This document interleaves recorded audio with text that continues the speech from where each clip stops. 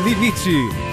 Oferecimento Maxi Lages, aberta o ano todo para melhor atender você. Ligue 3621-2021.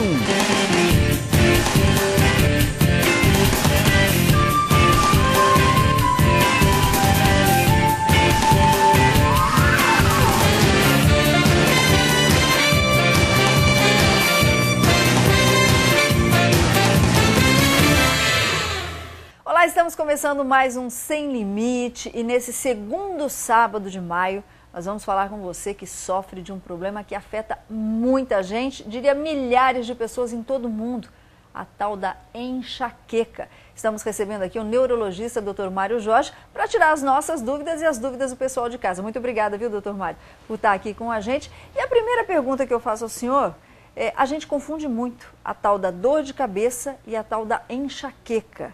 O que é uma e o que é outra, doutor Mário? A dor de cabeça, Solange, ela é abrange uma coisa maior, mais tipos de dores. A enxaqueca é um tipo de dor de cabeça. A enxaqueca se caracteriza por uma dor que normalmente começa em algum local da cabeça e depois se espalha, pegando todo um lado da cabeça ou toda a cabeça, começa devagarinho e vai aumentando, tem uma característica latejante e normalmente se acompanha de vômitos, se acompanha de palidez, mal-estar e fotofobia, que é aquela aversão à luz, foto, né? Luz, fobia, aversão. A pessoa quer ficar no quarto escuro, a luz piora, a luminosidade piora a dor de cabeça. Tem muita gente que acha que é frescura quando a gente fala, estou com uma enxaqueca, estou com uma dor de cabeça terrível. Isso é causa até de afastamento de trabalho? Isso, existe sim. Existe até um trabalho feito por um colega nosso, numa das unidades da Petrobras, sobre faltas, absenteísmos ocasionados pela enxaqueca, por dor de cabeça e enxaqueca. E ele concluiu que a enxaqueca era um dos fatores mais importantes no afastamento do trabalho. E que isso gerava, eu não me lembro as cifras, assim, sei que era um prejuízo, milhões de dólares, né, de prejuízo para as empresas ao longo de um período de tempo. Agora, o que acontece no organismo da gente, o que acontece dentro da cabeça da gente que provoca tamanha dor que causa até afastamento de trabalho? As pessoas, a enxaqueca tem um caráter genético, então você nasce com uma predisposição genética. Essa predisposição decorre da falta de uma substância no seu sistema de analgesia cerebral. A falta dessa substância ocasiona então umas mudanças numa região chamada trigêmeo, que é um nervo cerebral, que é um nervo que leva a sensibilidade da face e da cabeça. Esse nervo ele desregula e ele desencadeia as crises de enxaqueca. Ou seja, acontece um rebordosa aqui dentro. Muita gente fala assim, eu pressiono o pescoço, eu pressiono a têmpora, ou amarro aquele pano com batata, receitinha de vovó, e melhora um pouco. Isso é mito ou isso é verdade? Por que isso acontece? Isso é verdade, melhora mesmo. Porque a fase de dor, a enxaqueca tem uma fase de ausência de dor e depois vem a fase de dor. A fase sem dor, ela pode ser um formigamento, um amortecimento, aquela alteração visual, até um bloqueio da fala. Tem crises que a pessoa não consegue falar e depois vem a dor. Isso. Não, ela é uma disfunção neurológica.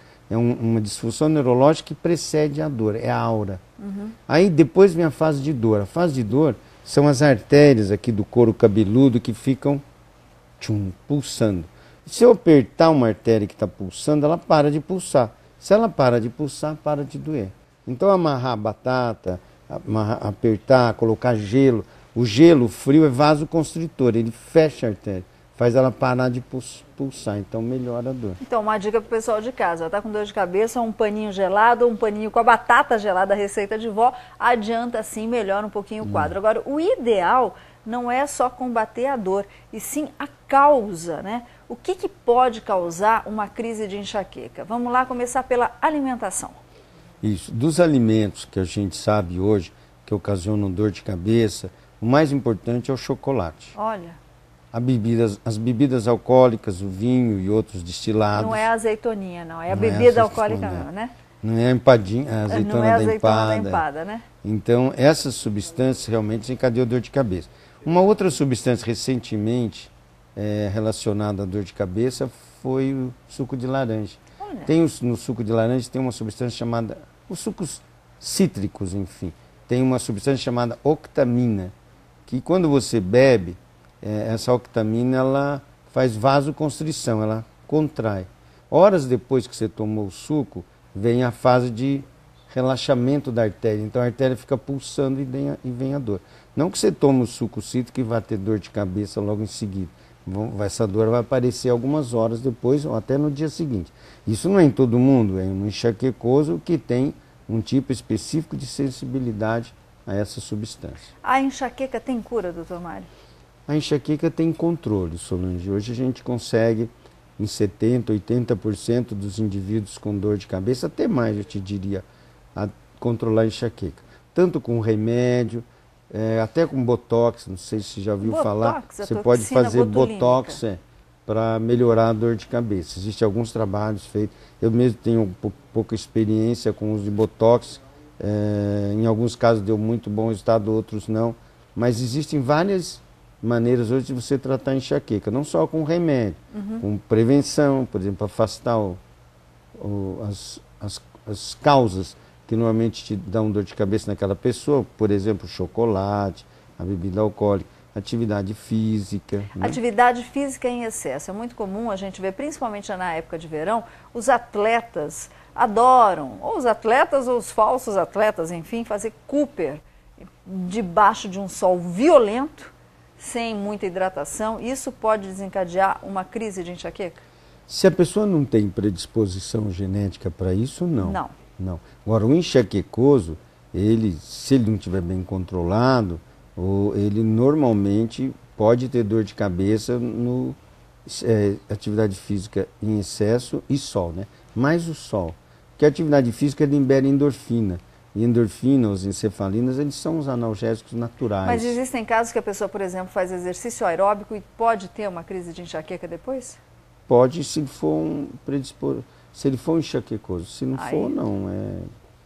É muito raro isso acontecer. Ok. Bom, a gente vai fazer a primeira paradinha aqui no Sem Limite. Daqui a pouquinho a gente está de volta falando aí sobre os tratamentos e os perigos dos analgésicos quando não orientados pelo médico. A gente volta já já para falar com você. Fica aí.